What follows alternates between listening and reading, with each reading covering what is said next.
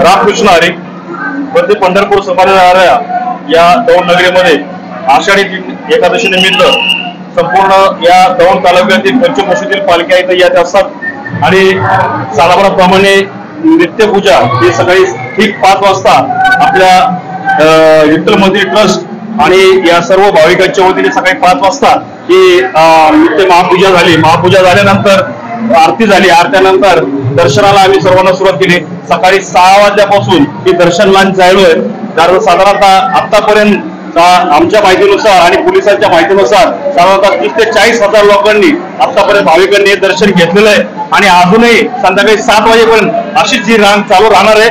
आणि मी आपल्या या निमित्ताने सर्व भाविकांचं मनपूर्वक स्वागत करतो।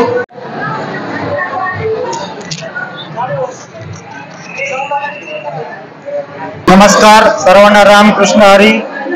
आज आषाढी एकादशीच्या निमित्तानं रोटरी क्लब ऑफ दौंड व पिरामिड हॉस्पिटल यांच्या संयुक्त विद्यमानाने येणाऱ्या वारकऱ्यांची सेवा म्हणून आम्ही यावर्षी रक्त शर्करा म्हणजे शुगर व ब्लड प्रेशर यांचा मोफत असा कॅम्प ठेवला होता आणि यामध्ये वारकऱ्यांची सेवा करता यावी आली आम्हाला, यातच आम्हाला खूप आनंद आहे। जवळपास 550 वारकऱ्यांचं आतापर्यंत आम्ही चेकिंग केलेलं आहे।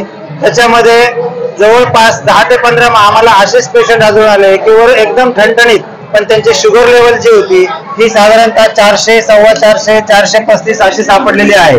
त्यानिमित्त त्याच्यावरून आम्ही त्यांना पुढच्या ॲडवाइससाठी डॉक्टरांशी कॉन्टॅक्ट करून दिलं आणि मग समीर सरांनी त्यांना योग्य ते उपचार सांगितलेत आणि आपल्या क्लिनिकमध्ये यायला सांगितलं।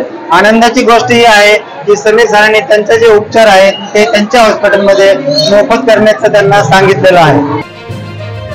अशाच नवनवीन बातम्यांसाठी टॉक इंडिया न्यूज चॅनलला लाईक, शेअर आणि सबस्क्राईब करा।